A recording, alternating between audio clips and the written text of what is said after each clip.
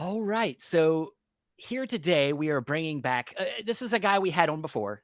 He was here. It's been a little bit, Andrew, about 2.5 years ago, roughly. Indeed, it would have Yeah. been, I believe, October of 2022 Mm. that we saw our good friend now. I guess we can call him that, and why not? I mean, I don't want to. I don't want to be presumptuous, I don't but want to be he's coming. presumptuous myself.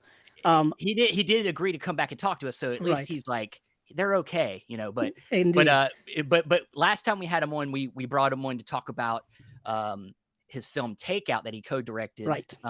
Right there, and he had that go into the Criterion Collection. He came on and talked to us with that. Right around that time, he was prepping to go into production on a film that's now in the collection that we're going to Mm, talk about today, Yeah. Anora. And so, and along with that, we have one of his earlier films, Prince of Broadway, which we talked about last time we talked.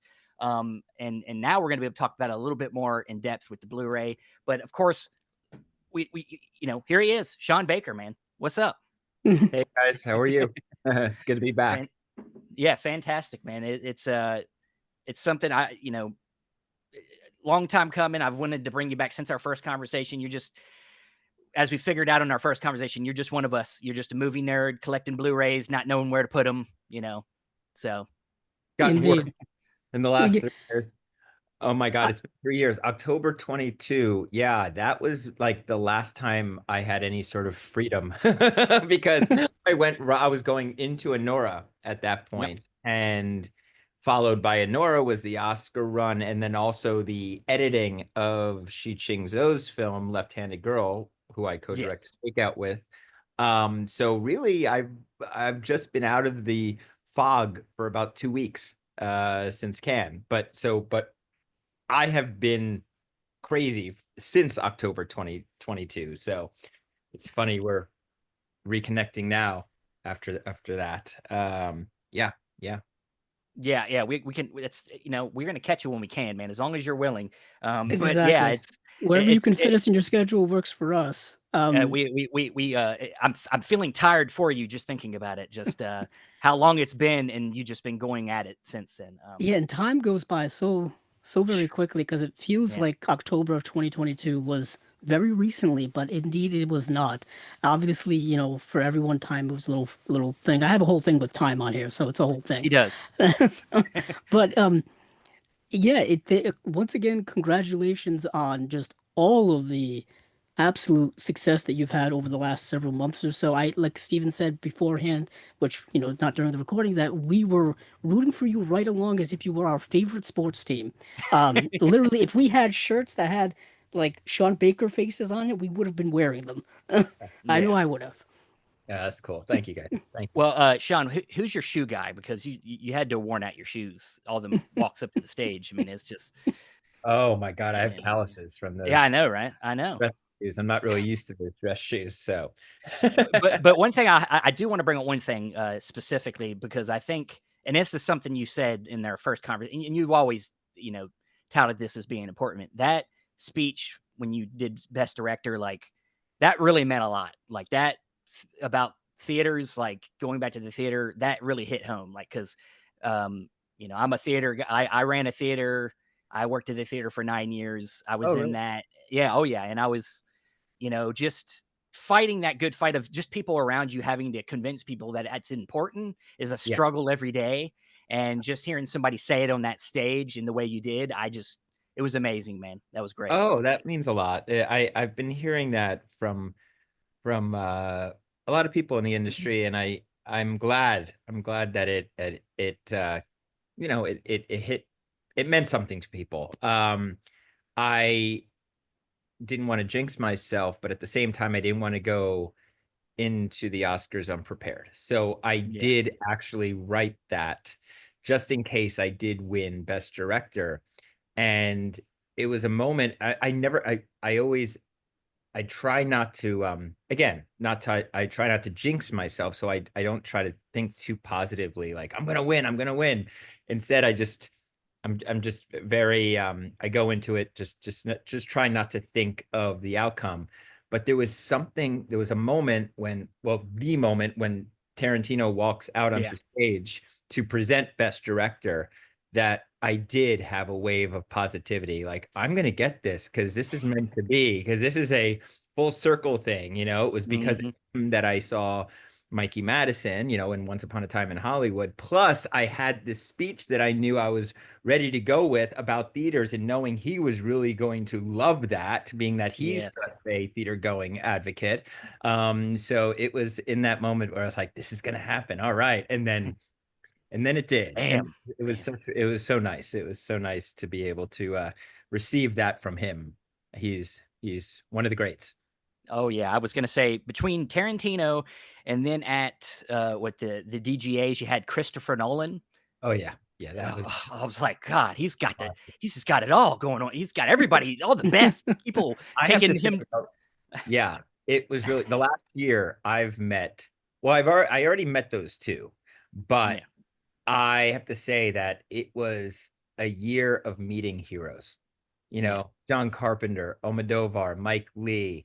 You know, it was really the Oscar run of Anora was so, for me, it was like a blessing because I was yeah, just able to connect with the filmmakers who actually influenced and inspired Anora. So it was good. exactly. Yeah. That's Exactly. fantastic, man. And what is interesting is kind of the, the gestation of Anora, which is it's fascinating to me because last night I spent so much time delving into all of the special features on the Anora Blu-ray or 4K. And you are really kind of open to kind of just the process of filmmaking pretty much from the beginning, pre-beginning to during the production, all that kinds of stuff. And I wanted to, I was just thinking about it, like, are you kind of always an advocate of just kind of, passing on the education of film to others, just the whole process of it all. Oh, you mean like how we talked about the making of and Yeah, because on here you always talked about kind of like when you started pre-production, then there's a whole hour of just B-roll behind the scenes stuff on here for Honora. yeah, So it's there's so revealing because usually, us people at home don't get to see a lot of the making of stuff. You know what I mean? That seems to be behind the scenes. Um, and but for some reason with all of your films, you've been really open with all of that stuff. Has that always been just kind of a point with you? well, most definitely, because that's how I learned a lot. I learned a lot through the Criterion laser discs and listening to those commentaries. And you know, I remember having that naked Mike Lee's naked laser disc and just Yeah. really getting into the extras and understand and hearing Mike Lee talk about how the film was made. That was I did go to film school, but that was like my second film school, you know, and so I know how invaluable that stuff is. And you know, even though Criterion's been great about having their extras streaming on their channel, you know, one of the things about the advent of streaming is that we're losing a lot of that stuff when these Mhm. films are being released. All the supplemental material that used to come and still do come on releases aren't as I think uh, widely accessible as they used to be. But I know that for those, you know, for the film lovers, for the cinephiles, for the upcoming filmmakers who do, you know, have access to either the channel or, you know, or participate in physical media Hmm. purchasing like we do. Well, you know, it's important for me to give them something, to give them, you know, insight Yeah. into the making of not just the film, but everything behind the film as much as we can, you know. And my God, Criterion has been amazing to work with. Absolutely amazing. I mean, like, I was on an Oscar run with Anora, plus at the same time editing Shi Ching's film, and at the same time trying to pull these two releases together. And Criterion was so supportive. They're like, "We're here to help you, but we don't want for us just to do it. We want you to be involved." And I was very much involved with what would go into you know, into both of these releases. Yeah, I was gonna say, I think, sometimes you can tell when the filmmaker has been a little bit more intimately involved Yeah, in one of the releases, because not only just the material inside the disc, but even the covers, yeah, the look of this, like, and Prince of Broadway's I love because it's got that whole kind of, yeah. the old the handmade stuff, and it really, you could tell that it was really methodically thought out, It to really make was. this like encapsulate what the movie was. Yeah. I So basically, they said, "What do you want to do?" And I told them, I said, well, first off, as you know, Prince of Broadway is about a hustler selling counterfeit goods. So let's play into that. yes. And they came up with this amazing cover, the art team over at Criterion. Oh my God. So That what, messed me up. Like initially when I saw this posted, I yeah, thought this was like a fake version of the movie. Like it was like somebody took a picture of the movie sitting yeah, down somewhere. I was like, why is the picture looks I was like, no, it is the Blu-ray cover. I was like, yes. it messed me up. Sorry. Yeah, I mean, if it you can maybe, I don't know, with streaming, I don't know if you can still find this on like Canal Street, but 20 years ago, or, when we shot Prince of Broadway, all around Broadway and then downtown, all around Canal Street, you would find bootleg DVDs being sold by hustlers, and they would be out on a little tarp, and they all had these like sort of bootleg covers. As you can see, right next to it is like probably The Dark Knight, and Yes, this I was is gonna say like Nolan is right there. And yeah, this is like a Y- Nigerian film, because you always mm, found Hollywood films yeah. being sold by those guys too. So I really love what Criterion did for that. Inside, like a little fake Louis Vuitton Oh, design. love it. Bag. Love it. Yeah. Look closely, it's PB. And then of course, yeah, the BDR, uh, Yeah. which yes. So With I it with yeah, the I with the love backroom walls in the yeah. background of it. I Yeah. love that attention to detail because also, I mean, just in terms of like, education of home media, a lot of the younger people now don't realize how big of a underground industry bootleg DVDs were in the 2000s. oh You know yeah, what I mean? It Yeah. just it's really fascinating kind of like how that's gone away because technology with home video has changed so much with, the advent of streaming. Streaming's kind of like, changed that, the internet's changed all that and stuff. But I guess since you brought up Prince of Broadway, going back to, looking at Prince of Broadway, how was that for you? Like, as a filmmaker, hadn't visited the film in so many years. Because I remember there's a special feature on here saying that you literally had finished the movie and then yeah. got it out to distribution without even being able to tinker it the way you wanted it to look and stuff like that. Yeah, yeah. So when the film was released originally, this was such a low budget film, that it was, we did have some color grading done to it, but it wasn't even 100% professional. It was, and the mix was sort of, it was semi-professional, let's say that. So we were able to go back to the original elements and make this film look like the way I always wanted it to look like from the beginning. Um, and because we did the restoration over, well, 15 to 16 years after the film was made, technology allowed us to really do some things that we wouldn't have been able to do back then. There's a few scenes that were very underlit, very dark. Well, we were able to carve out images in those scenes and reduce and remove the grain and sharpen and brighten and then put the grain back on. Really, and so watching the film now is like night and day. I mean, if you compare that old, I think it was on New Video, that was the label. If you compare the New Video DVD to Criterion's Blu-ray, it's like a totally different I movie. will say Uh, I can concur with that definitely. I watched it last night and I actually watched it 2.5 years ago when you were on the first time and I had seen it was only available in that, standard definition old DVD type of print and whatnot. And this new Blu-ray is a revelation yeah, really. compared to that. Hmm. Truly a revelation, like it kind of Yeoman's work. And I know that you had done similar with Takeout, going back to even an older film of yours Yeah. with going like I remember you had mentioned, well, goodness, you had done like a frame by frame restoration back then and whatnot because Yeah, it had needed it. exactly. Each film had a different workflow because each film originated on a different medium. Takeout was mini DV, standard definition, mini DV. Prince of Broadway was actually HD, but it was like one of the early prosumer cameras. I think it's the HVX 200 or something. I know Barry Jenkins shot Medicine for Melancholy on the same camera. And then my other films were all shot in different mediums, so they all had to have different workflows. Alex Coco, who is my fellow producer on my last couple of films, on Anora, he was the sort of the restoration producer on these movies. Because we work together and he understands what I need technically. And so we really did spend a long time and a lot of money.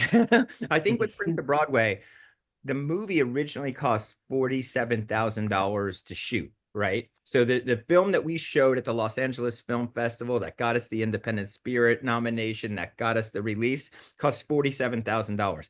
This restoration cost about another 40 something thousand dollars Wow. just to get it to this place. So oh, one more thing I should note. On both Takeout and Prince of Broadway, we even took that extra step of going out to film and then Yeah. scanning that new digital negative and I'm bringing it back. So, I mean, that negative and bringing it back. So, what you see, what you get on that disc is coming from a celluloid master. It's cool. We were able to do that film out that I think really completes digital movies and gives you, especially with those two films, gives you the feel and the look of the Dogma 95 movies. Yeah. They were all shot on standard definition or something along those lines, and then they went to film and back. So Yeah, and it looks, dude. Yeah, I watched the restoration side, but the restoration Nice. special feature, and it yeah, would like in real time show a scene, and then it would scan over it and like change it, and I was like, oh, dude, it's like yeah, it's amazing, dude. And I thought the other feature on there, the one where you guys have the reunion, I thought that yeah. was really cool. Yeah, you have the reunion, and then you also have the other one where you do like kind of a reunion of the cast. Like I think it was like 10 years earlier or something like that, or some. It was like earlier. Yeah, I think the Yeah, original one was 2000. Okay, so the film was shot in 2007, yeah, did the festival circuit in 2008, finally was released in 2010, and that's when I think 2011, 2010 is when yeah. we got that DVD. So, and then we just had our reunion in New York when? Just 2 years Lat, ago. lat. Yeah, Yeah, 2 years ago. So it's been like almost a 20-year journey here. yeah. It's approaching. It's 17 years. Yeah. Yeah, it was really great to kind of see that, like, see where people are now and see how much this movie meant to them. A movie that, as you said, was made up, incredibly low budget, made guerrilla John Cassavetes style on the streets of New York, and just to see how it impacted all of their lives, I think was really kind of rewarding. Just on a sentimental level for me as a viewer. Um, but yeah, Prince of Broadway, I think as you mentioned, was kind of one of your earlier breakout films. I think you mentioned that. Um, Yeah. I think I had several breakouts. yeah, I mean, you're always breaking out. You're rising Well, up there's levels. well, you're yeah, I mean, I think that's been your career, at least my perspective. Like, I think we said this last time that you're always trying to challenge yourself. So you're always trying a different level of filmmaking style, or you're trying to work with different types. Like, for instance, in Anora, I think you've mentioned that this was like maybe like the most like professional actors that you've used on a single film, right? A lot of times you're mixing in a lot of off the street people, but this time you're working with a bigger crew, a big, and so like every time you're kind of, of course, Tangerine, you're using phones, you're always doing something different to kind of shake it up. And I think that that's why you have had many breakouts. It's because you're always changing it up so that nobody kind of can expect what you're going to do next. I mean, Oh, other than, of course, tackling similar subject matters, but yeah. it's different Yeah. facets of the same subject matter. So, Yeah, cool, cool. Well, thank you. Yeah, I think for the next film, it'll be pretty much along the lines of a Nora. I'm still I'm going to be shooting 35, mhm. similar scale and scope.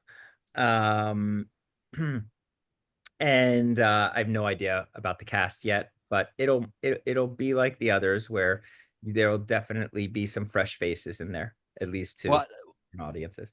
Well, let me ask you this. I know last time we talked, you brought up a film that you were gonna shoot until the pandemic hit. That Yeah. was in Canada. Is this No, this potentially? isn't. No, no. No. Okay. I have to get back to that one at some point. That was a film about the overdose epidemic because of fentanyl, focusing Mm. on the community in Vancouver in the downtown east side. Yeah, that we will get back to that. We will get to that. But yeah, Someday. I mean, Someday. no, no, Yeah. yeah. I mean, I just wonder because I mean, obviously, it's topical. It's It is. unfortunately, and Yeah. Those issues but are constantly ongoing, unfortunately. Yep. Yep. When it comes to Anora, remember you had there was a great interview on one of the special features where you mentioned all of the influences of Anora, going yeah, I back love that. to God, I love that. Yeah, going back to 60s and 70s Italian cinema is incredible inspiration. Mm. Yet again, it's probably not something that people remembered. It's you know what's crazy to me is when I was watching Anora for the first time, I was thinking of Knights of Cabiria, and you mentioned Knights of Cabiria. yeah, Um, Yeah. and that movie is so timeless and yeah, shares such a kindred spirit with Honora because it is about this woman's, journey who happens to be in this profession, but Mm. also trying to aspire for more. So there's Mm. just such an interesting connection with that. I've always loved that movie, Knights of Cabiria. I Mm. wanted that movie so bad on Blu-ray that I pretty much just bought the Fellini box set from Criterion just so I could have Knights of Cabiria finally on Blu-ray because I was waiting way too long for it. Yep. Yep. I think I had that BFI release. But yeah, it's a wonderful film. Neon. I'm gonna post about this as soon as I can on my Instagram. But Neon was nice enough to gift me an original Italian locandina. The vertical the slim vertical poster of Knights of Cabiria. wow. It's gorgeous. It's an amazing piece. They gave it to me just to congratulate us for the wins and everything, and it was so special. Yeah, so that's going to be going up on my wall very soon. Nice. Fantastic, man. I'm We jealous. talked about that. Yeah, I was gonna say we talked about that last time too. I'm also somewhat of a poster, not like you, but I working at the movie theater. I have a large collection of posters. Mm. I did buy some recently. I got Living in Oblivion was a Oh film yeah, I love. yeah. I got that up on my wall right now, and L.A. Confidential. I got me an L.A. Confidential poster up. You have Oh, a Seven Samurai poster behind you. Oh, I do. Yeah. Well, that Hmm. one's not an original like the other two, No, but no. yeah, I could that's only cool. imagine how much that must be at this point. Yeah, yeah. I don't know if the posters are the same material back then. I don't know, but yeah. As Andrew said, I think that's the one thing I think people are that are into modern cinema, into these comic book movies and stuff like that. They love connectivity, but you yes. can get that same connectivity feeling, I think, through cinema in general. Yeah, I think that these features, a lot of the stuff that you say about how, like you wanted red in like all the scenes in Anora. So you like talked about a Jess Franco connection and stuff like that. I'm like, dude, this is the cinematic universe, cinema. Like you can just literally learn about a whole bunch of cinema if you Yeah. just like get this kind of information from the filmmaker, if they do like what you did. Like I think that that's my favorite thing about this, especially the Anora release. I thought was like just so in depth with like delving into inspiration.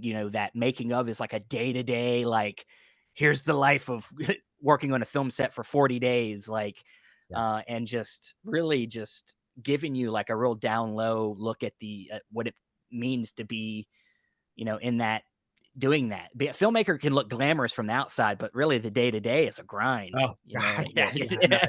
No, yeah, we had that featurette could have been hours long. Hmm. And we had so much. The wonderful Bobby Hacker, who also edited our trailers for Criterion.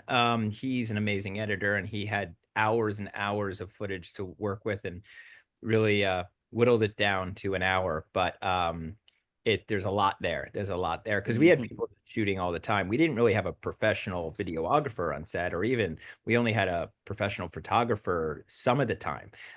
We just didn't want a huge crew, and we were trying to keep things pared down. So, but we asked everybody, hey, when you can, whip out your iPhone and shoot some stuff. And so we really did have hours and hours to work with. And I like what you said about, yeah, it is true that when as a filmmaker slash cinephile, it's hard not to incorporate images and themes and style and craft from the films that you love into your own film. And yeah, there's a fine line though between inspiration and an homage and ripoff. You know what I mean? Yeah, yeah. Yeah, Yeah. or it's like when it I always want it to just be there, if it and I can point it out later, but I don't want it to be so obvious in the moment that people are sitting in the theater saying, "Oh, I'm just watching a remake of that Italian sex comedy." Why do that? I want to make Yeah. new, fresh, contemporary films, but I can't deny that sometimes something like the red scarf is such in Anora, it obviously is a prop that is so important on many levels.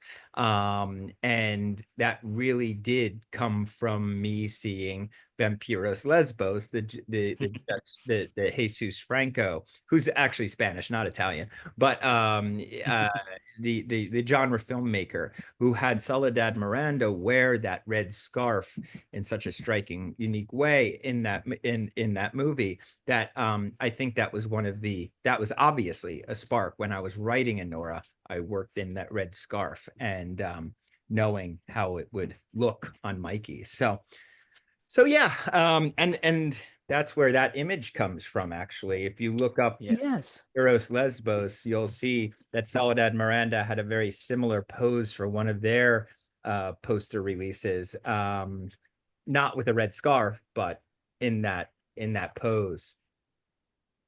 And I was going to point out something else. The essay book. I'm Yes. very proud of this thing because again, Criterion said, what would you like to do? Do you have any thoughts? And I said, well, there was this UK publication that ran between 1953 and 1984. Now, this is really inside baseball stuff, okay? Like, Nice. even the most geekiest of film geeks maybe I'm gonna stump a few.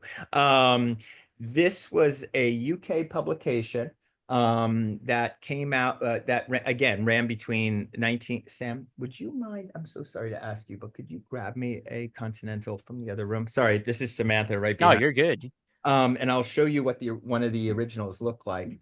And it was basically, what was funny about it is that it was basically a cheesecake magazine, meaning it was like ways of seeing actresses scantily clad, but Yeah. disguised as a film magazine, a cinema magazine. So they would cover films from Cannes and Berlin and the films that were out in theaters at the time, but they always kind of lean towards, oh, let's get the sexy shot of the actress or whatever. So this was Criterion took that. This is here. This is what the Continentals look like, right? I have Yeah. all of them. Oh, wow. Yeah, I have almost a complete collection. And I told Criterion, what if Anora was released in 1974? How would Continental Film Review cover Anora? And they basically did it. I mean, if you compare this to one of the actual magazines, you'll see they got everything.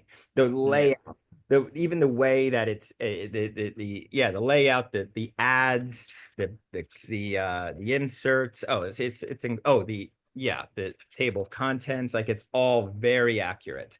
So I'm really proud of this little very inside baseball. That's awesome, man. Yeah, that's awesome. And as a collector, those little details are appreciated. You know what Yeah. I mean? Because obviously we pay for the item, but we want to get the most value out of it that we can. And it's just, once again, it goes back to like, it's also, you can learn this now from, if you didn't know, you just learned it from Sean Baker. This is Literally. something that Like, it's cinema history. It's history. To put that detail into every aspect of it is a teaching moment too. Like, and I think that's, that's just something we were always fighting too, is it's just like getting people to be curious, getting people right. to be more curious past just what they saw on the screen. Like that's what we're striving for, with all this stuff. Like, and that's why, I mean, Andrew messaged me last night. He was like, dude, like I spent the whole night going through these two movies, and these are two of my favorite releases of the year so far. Well, I Because did say that. I yeah, messaged him at like yeah. 3:30 in the morning because that's when I do most of my because that's my when movie he's work. up and I'm sleeping, by Yeah. the way. So While the world is asleep, I'm up all night watching movies. And so All right. last night was basically just Sean Baker night, and I was like reorganizing my collection at the same time. So I had like your voice like behind me while I was That's moving Weird. movies on the shelf. And it's like, yeah, this is like really extensive. And that's why I started off this whole thing by asking you about like, was that intentional with being so extensive, being so revealing when it comes to the whole process of the filmmaking, and just even just random, shots of you and the crew in the car, like laughing about budget yeah. problems. You know what I mean? Like that's like all interesting stuff that we would never know about, as viewers, as film fans, as people who like productions of movies. I did want to ask you, since we are talking about Criterion releases, at what Yeah. point during the stage of Anora's production did Criterion get involved? Is that something you set up beforehand or No, that during? was after the fact. That was after the Oh, fact. Yeah, no, Prince, it was in, well, we were trying to get Prince done during the entire, production of Anora and stuff. And so that was determined way back. Prince was determined when they picked up Takeout, they also picked up Prince. So that was just years in the making. Anora, it came after the release with Neon, and Neon's relationship with Criterion made it happen. Nice. Yeah. It's got to be nice. I know you're already a fan of Criterion, of course. You were in, and funny enough, you were in that closet 9 years ago. I looked it Yeah, up. I was like, man, it's I can't believe it. And can't even people look at still it now. bring it up to me, like literally almost every time I'm doing a signing or people bring up that Criterion Closet visit. It's funny. what's interesting? I like watching your Severin Cellar visit. To be honest, Yeah. That was a fun I one. like that one. Yeah, that's a fun That's a one. But fun one. But Criterion Closet has kind of, blown up over the last couple of years. Heck, they have a van that goes to film festivals now yeah, no, that's just to I kind wanted. of give people the experience of Yes, it all. I know many Gen Zers who had to start buying Blu-ray players because they didn't have Blu-ray players, and now there's been this sort of new wave of interest of physical media, and it's really kind of funny that they're like, oh, but how do I play them? And so they're all running out and buying them. I actually did purchase two Blu-ray players for two members of my cast, Mikey Wow, Madison and Ivy Woke. Nice. Just that's because I was like, amazing. I got to share movies with you, okay? So here you go. And so Yeah, It, that's something I wanted to ask you. Is like it seemed like you and Mikey had a real bond. Even in the special features, you had dogs that you yeah. both, you see the credits? Yeah, I saw and that. I'm a Chihuahua guy too. I got a Chihuahua. Oh, Yeah. good So awesome. How you doing? call. Is it Nice. Benson? Is it Benson? No, Bunsen, like Bunsen. Bunsen. Bunsen. Bunsen. That's what it was. That's Yeah. it. Yeah. Hi, Bunsen. Oh, Mine's Fernando. Oh, So Fernando. hmm. yeah. But Yeah, I think Mikey got the Chihuahua bug from us, maybe. I don't know. awesome. And But now I was she, gonna ask. Yeah, I was gonna. Oh, she got three of them. Ooh, yeah. that's a lot. Yeah. But I was gonna ask you like what it seemed like you guys are like really connected. And like what was like the films that you talked about that you really connected on to like get ready for this film?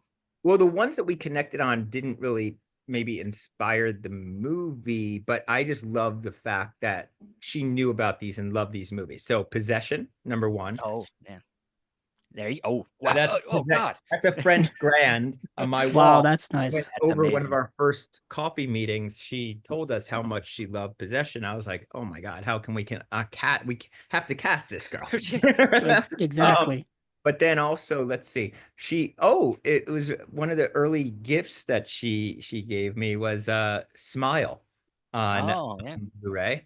I think she was having come from the Tarantino world. She was heavily influenced by 60s psychedelic cinema, and so that was a Girl on a Motorcycle. She loves that film. Oh, yes. um but then, as we were getting into it, I was giving her films to look at, to sort of set the mood, like well, Vampiros Lesbos. I just wanted her to see kind of the style. I showed her Scorpion 701, Yeah. female prisoner, which is a Japanese film that really has very little to do with Anora. But again, it was about the empowered female lead, right? Yeah. And just and her demeanor and her stances and her just the way she moved. Actually, I showed her that for that. What else? Oh, I showed her actually like a new Amour, which is on Mm, Criterion, I believe, yeah.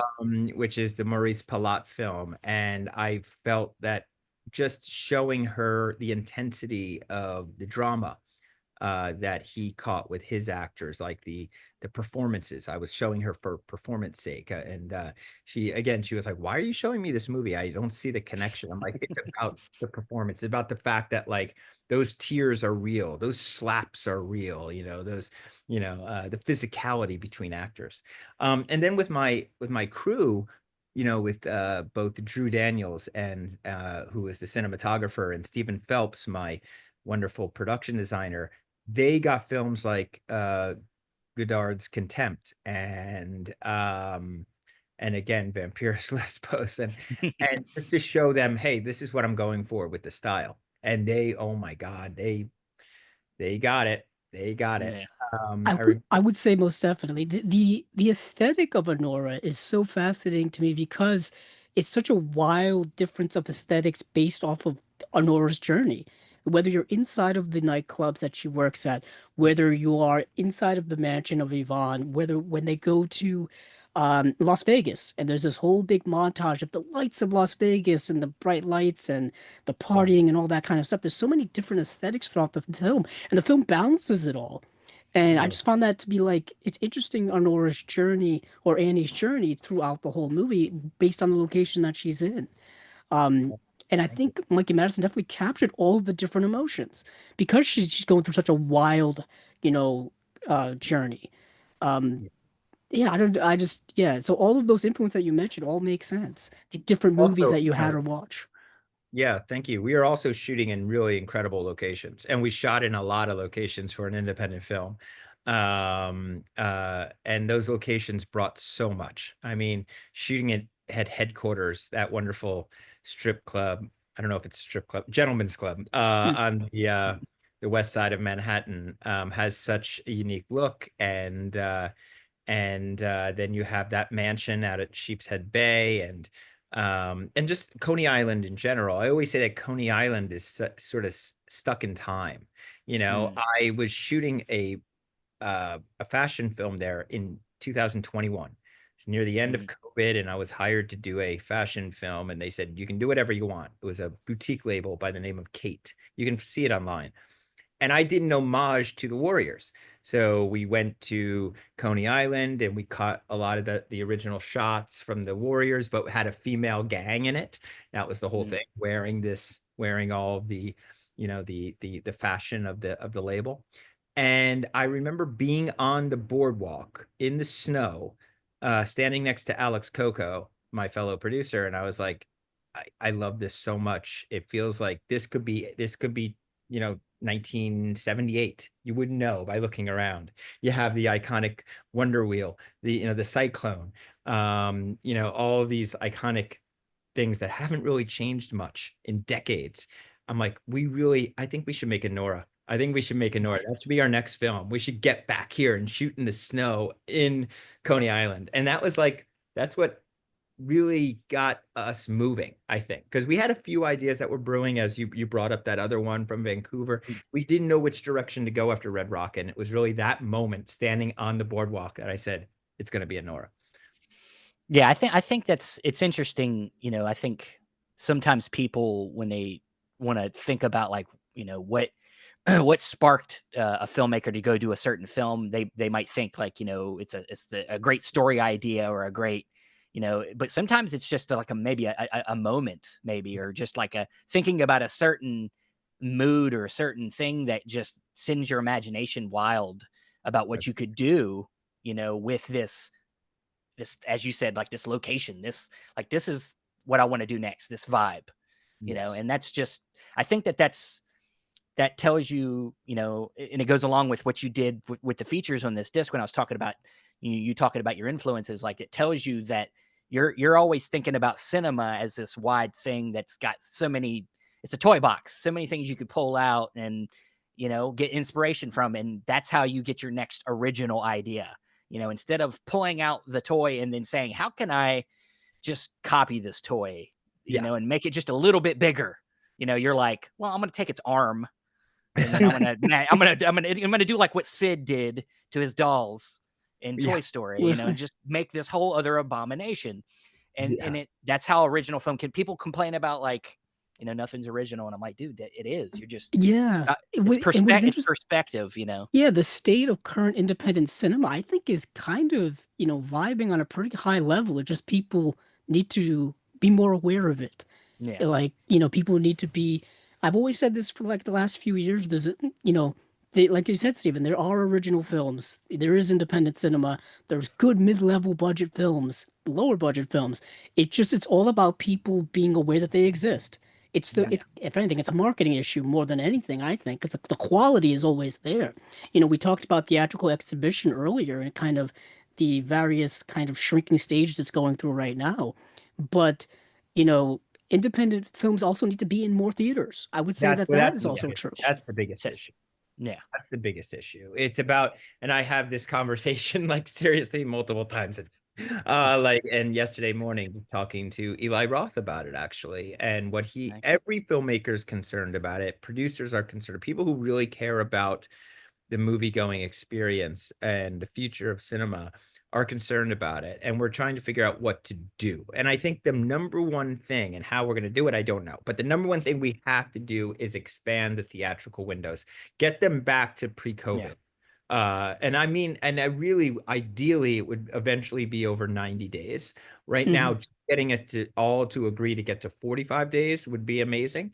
Unfortunately, Universal is holding out on that. And it's ridiculous. I don't understand, why that is, but it's a very big conversation to have another time. But I think filmmakers have to, if they're in a position like I am, they have to demand. They're like, sorry, I'm I'm not interested in you distributing my film unless you're going to give me at least a 45-day theatrical window. Yeah. This helps everybody. It helps everybody. It elevates the importance of the film. If audiences say the only way I can see that movie is to go to the theater, it makes it special. If it's available in the theater and at home at the same time, come on, what percentage of people are going to, get off their couch and drive Yeah. and spend money? Yeah. Yeah, I was just gonna say convenience has been the death of a lot of things. it has. Yeah, and I see it all the time. And as someone who's on the internet almost constantly, you hear, people talking the buzz, you hear all this kinds of stuff. And yeah, people will wait for the convenience of seeing any new release within a couple of weeks as opposed to when it comes out. If the Exactly. theatrical window right now for certain movies is, 2 to 3 weeks, 21 days or so, Ridiculous. It's people are ridiculous. just going, and if that's the norm, if that's what people believe is the norm, they're just going to wait. They're going to be locked into that because they're not going because the convenience factor and all that kind of stuff. Yeah, Yeah. growing up, 90s and 2000s, movies were in theaters for months. You know what I mean? It was even with home video, it would take at least 3 months or more for a movie to go from theater to VHS release or DVDs. Yeah. Now, like they're out in like 2 months, maybe. Yeah, it Um, really is because of COVID and the advent of streaming. It's those yeah, two things combined. Unfortunately, it had a major effect. The older audiences got lazy and they forgot the experience, and the younger audience never experienced that. And so Yeah. that's an interesting thing that's happening right now. We're seeing the Gen Z audience going, "Oh, this was always here." Like, they didn't have it, right? They didn't Yeah. have that. They 6 to 7 years they've been, it's been a different thing. Yeah. It was so amazing to watch Minecraft with a Gen Z audience where they were going insane, and I was happy that popcorn was flying everywhere. It was like, wow, okay, this is a celebratory thing, a communal experience in the theater. This is fun. They're not going to have that same experience at home. There's no way. And so no, that and it's lasting memories too. Like you never forget memory, those moments. You and never it forget allows when. us, yeah. I'll never forget my first experience with that. I've said this before, 2002, which would be episode 2, Attack of the Clones. For my whole life up until that moment, because I was like 15 at the time, Yeah. nobody ever got up and cheered in the theater. Like nobody ever made any noise in the theater. Movie theater etiquette in the 90s, you sat there and you watched stuff. And then people went crazy. And I was like, people could do this? Is this illegal? But you never and it forget those allows memories. Yeah, I agree. There's memories. It allows also longer theatrical windows allow films to gain momentum and sometimes become sleepers.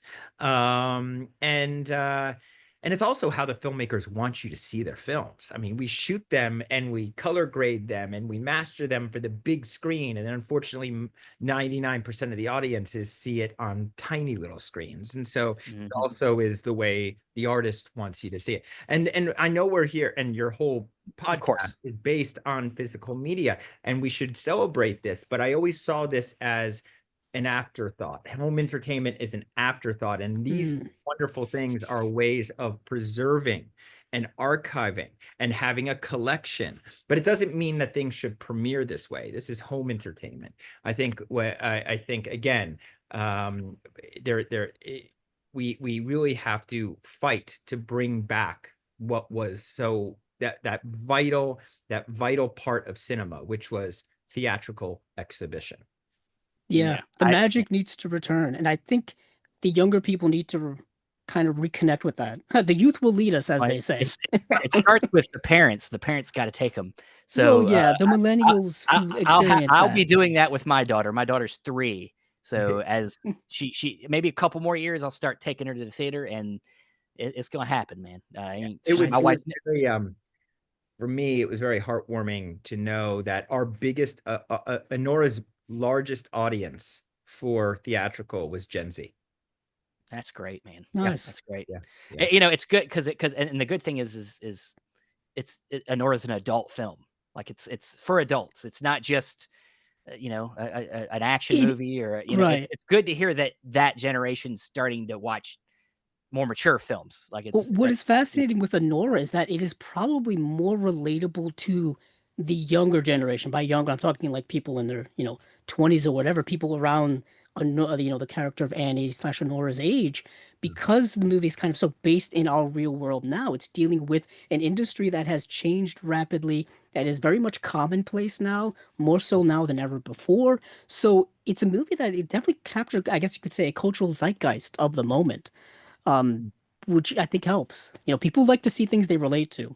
That's exactly. I think so. Exactly. Yeah. Well, Sean, we could keep you. I think if we set Sean off, he could keep going. But but we know we got limited on time with you. But I'm headed off to the theater right now. Exactly.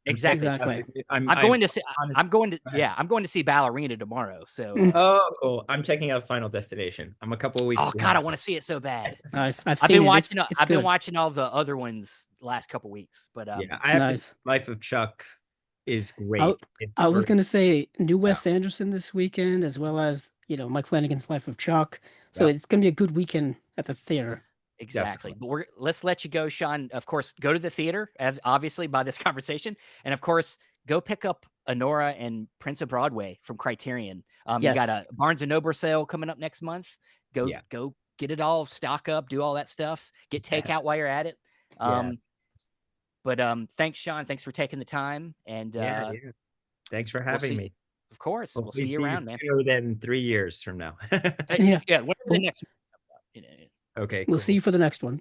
Excellent. All right. Thanks, man. Bye-bye.